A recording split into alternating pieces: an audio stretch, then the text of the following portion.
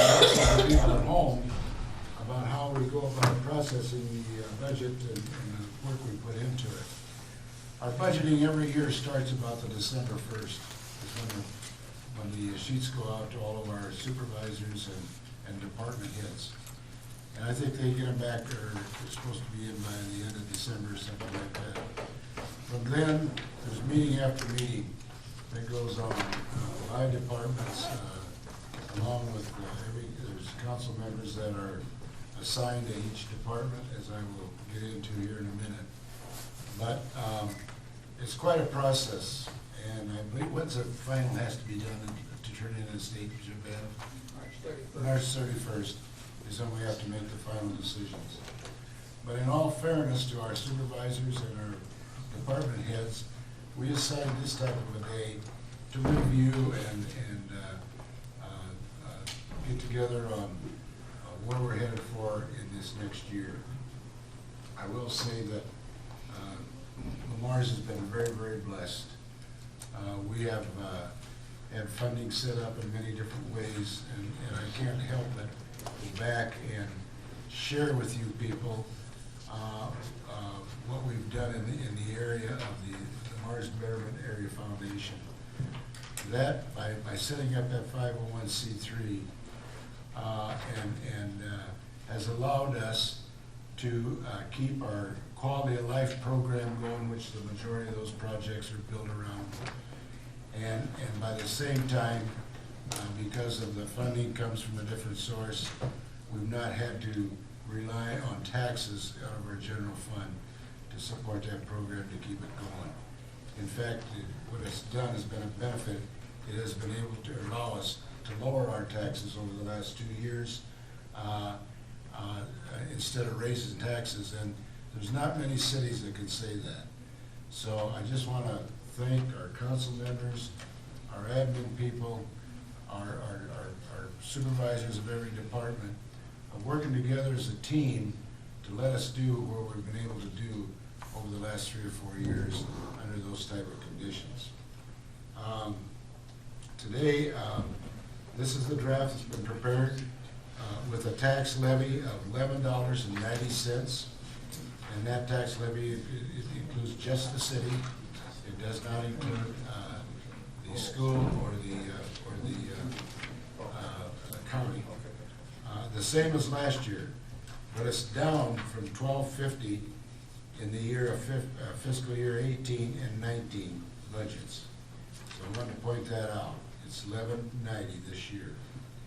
The current general fund has after putting all this together, the current general fund of these figures currently has about $187,567,000 shortfall. The budget has been prepared as requested by the department heads with some changes from committee meetings, mainly relating to capital expenditures. The council budget workshop is scheduled to be for today, February 4th, of which we're following through and doing it following the regular council meeting. So that's exactly where we're at as of right now, of what we're going to be working on probably in the next few hours. The first one on the workshop, is anybody got any general comments or questions before we get in and get started? Well, this is number 27 for me. And in those 27 years, our mill levies have been, I believe, from about 11 to about 14. And it was 14 when I started. And we've kept it down, like Dick said, we're at 11.9. 27 years, I would hazard to believe that the levy hasn't stayed at the same number or gone down for too many cities in the state, for that matter. But we're not going to make everybody happy in the room or on TV today. But we're going to try to make sure we do things in the best interest of the city, just like we always do. The budget does include the 3% raises that we voted on just a half hour ago. So they magically put all those numbers in here and got those all up updated for us. I think there's only 90 pages, 95 pages. So if anybody wants any light reading material, you can have my book when we get done. We're gonna take them one at a time. And we also have about a 2-hour limit on time here because after that, we go nuts. We'll just start with community service and go. Okay, the first one is the community service, and the council members that are assigned to that particular community service committee is Steve Wick and Clark Goodchild. And the first one is culture and arts with our art center. I know there's a request on that, and I believe we're gonna get her on the phone. Naomi, is she present? Nancy? If you have questions for her. Yeah, if you've got any questions for Nancy, who, is she the president? Yes. Yeah. Hello, this is Nancy. Hi Nancy, we're just starting the budget session. Okay, great. Nancy, if you would, this is Dick Kirkhoff, the mayor, Nancy. And if Just a you, moment, I'm going to put my headphones in because I'm in a car. Sorry. Would you repeat that? what she said. Just starting it. Are you all right now? Just a moment. Can you hear me?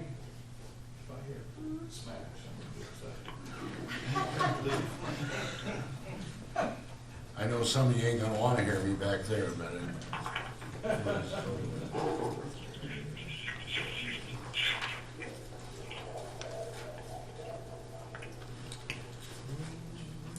Okay, can you hear me? Yep. yeah, we can. Can you hear us? Yes, much better, thank you. Okay. Nancy, I know that you've had a request in regard for the art center over there as far as the remodeling and refurbishing. Would you share with us a little bit about what it is and where you're at? Well, I hope that we started to look at the windows some time ago because they need to be cleaned. And part of the problem with cleaning the windows was the storm windows. Of course, we also have issues with, especially in the lower level and upper level too, with cold air coming in and that kind of thing. So both aesthetically and to preserve the integrity of the windows and everything we worked with the people in Brad Epstein's office, specifically Greg Gangler, brought folks in to take a look at the windows and give us some ideas about what we could do. And we also consulted with the Historic Commission at the suggestion of Councilman Goodchild too, and have them come in and take a look. And of course, everybody loves the building and the historical aspect of it, and that was on the top of our mind to preserve that appearance inside and out. So the proposal started as a window replacement proposal and ended up after a consultation and going back to the contractor as a let's replace build and replace all the storm windows on the building, which would add years and years of life to the original windows in the building and would solve many of the issues, all the issues that we were having. So the proposal would be to build windows with wood frames. They would, when they take off the old 1960s era combination windows, many of them are broken. They're very hard to repair. We had a broken one and could barely get the window open to pull the combination to the inside so that it could be removed. So we, as I said, we got that estimate, and it would, when they take all of the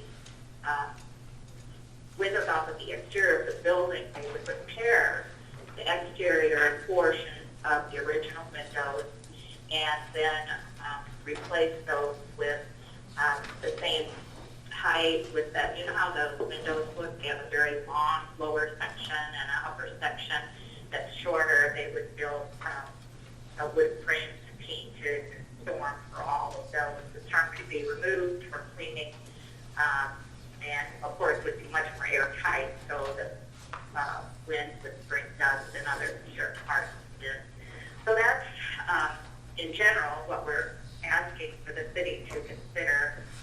We've done a lot of other things through private grants and through private donation to the interior of the building to help it function even better as a place to create art, place to enjoy our art gallery, gift shop. So we're still working on those things, and we've come a long way last year and this year. So it would really be great. So that's what I thought I would provide you with that information.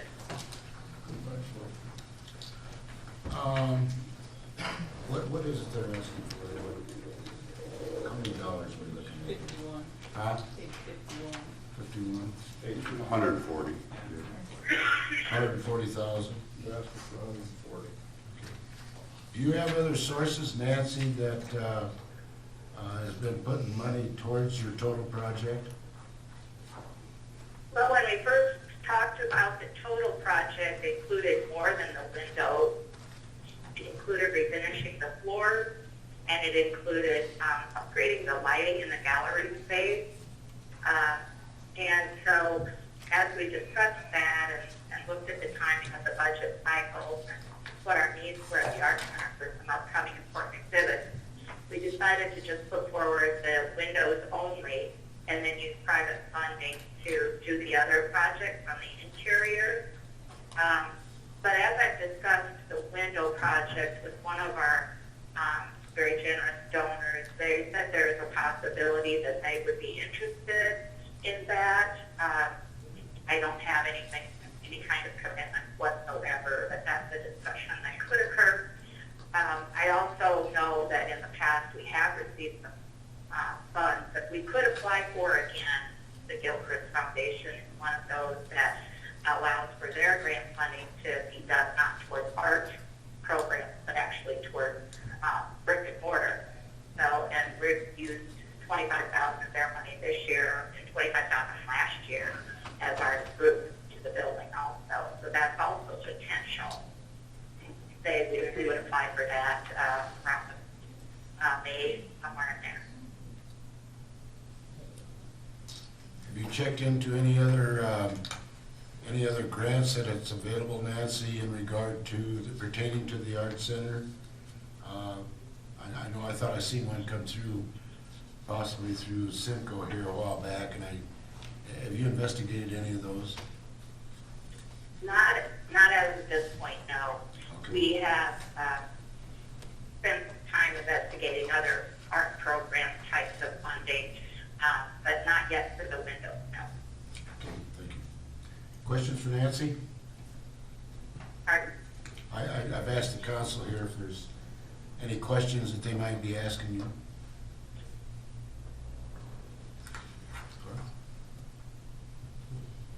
I would think that this project belongs more properly coming out of local option sales tax than out of property taxes. So, and if she can get some money or some matching, then it would be less out of local option sales tax. Yeah, on the budget, it's saying 170,000, and on her request, it's 140. Well, there's 30 of other programs, There's other things are in there. Oh, gotcha, I'm sorry. Okay. Okay. Yep, yep. So I'm only wanting to move the 140 down to local option sales tax. I just think that it belongs there with the fact that they're doing the other renovations. And it's a one-time deal, which is what we usually do with local option sales tax. And if you can get some money from somewhere else or some other person, then that reduces the 140. Okay. So we have less coming out of local option sales tax. Everybody agree? Okay. Yeah, Jason? No, that's fine. I mean, that is, that's a logical place for it. When we did the windows in the theater, Yep. movie theater, Yep. that was lost Yep. also. But I mean, so the only, that's fine, so whether it's 140 or it's some number less, Or 100 or whatever she can come up with, yep. but we keep in mind that lost isn't just an unlimited pool of money either, though. You know, 'cause No, we're not replacing the windows every year here either. No, but we do have, I mean, we do have things either in the works or done that we've already committed loss to. That's why I just say it's not unlimited. By adding more stuff to it, it just prolongs having to pay other things off, because our Yep. PD is getting paid out of loss, depending on how some CVP2 projects turn out. Loss may be an option for those, so we may have loss committed to other projects. But it is logical in the sense that we've done similar projects out of loss in the past. I think as long as they're projects, it should come out of loss. It shouldn't be to buy a police cruiser or something like that out of loss. That's not the proper place. That's something that we That's do. aluminum cans. Well, but it's something we just do, something we do infrequently and very rarely. That should come out of loss, and that's where I'm thinking this comes out, but. So you could remove the 140 from cultural programs in the line item, and place the complete 140 Down there in for lost. Down there for now. Yeah. Taking it out here. The one thing that was brought up in committee, and I concur with too, on this whole arts center thing, is a lot of this type of stuff, we require matching funds.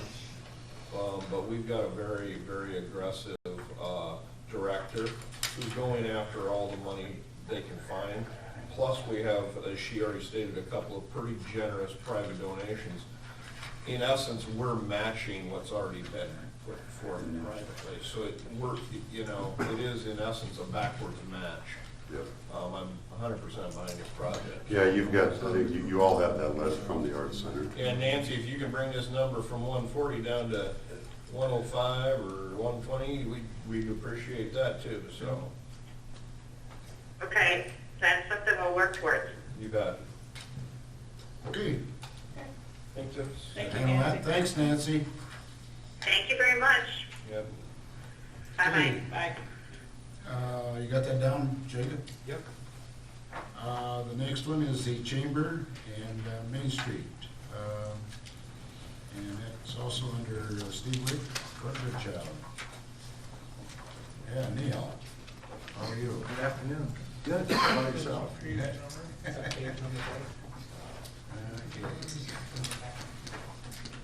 What number?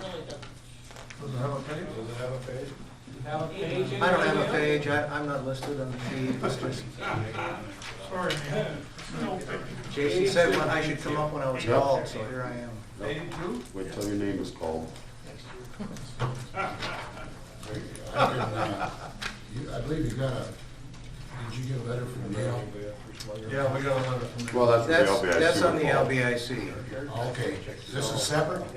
Well, this is, if I understand the layout, this is Chamber and Main Street. Okay. Yeah, because Chamber, It's in the same area as economic development. yeah, because just a little background on the committee meetings. Both Neil and Mary were in the committee meetings. I think Neil stated at that time, the chamber wasn't asking for any other additional or increase in requests. Correct. Still not today. Okay. Mary had brought up, just for us to remember what has been typically annual requests from Main Street, and that is whether it's facade money or it's challenge grants, that there would most likely be a challenge grant request again this year, or an application, which brings a matching commitment by the city. But both of those programs in the past have been funded through economic development. Challenge grants have, facade I think most recently was moved to Lost. Oh, sorry, vice versa. Past was Lost, now it's economic, yeah. So probably the discussion, and then Neil can speak on the LBIC request too, if we want to talk about that right now. So I don't think there needs to be, just as long as the council is aware of the two requests that could come from Main Street in the future, and that's the two additional money for facades and an additional challenge grant request. I don't think that. Are they budgeted in here? Well, like I said, they're going to come out of economic development. So there's X number of dollars next. Yeah, I mean, so if you look at what the, right now, They would come out We have- towards the bottom there, that 188,000.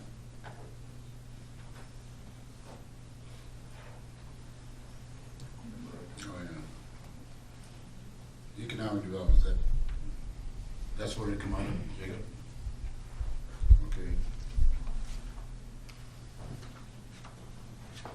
So basically, on the Chamber and Main Street side, we received a slight increase a year ago, and the Chamber is receiving $15,000 a year from the city, and that's all we're requesting is that you maintain that level for the Chamber this year.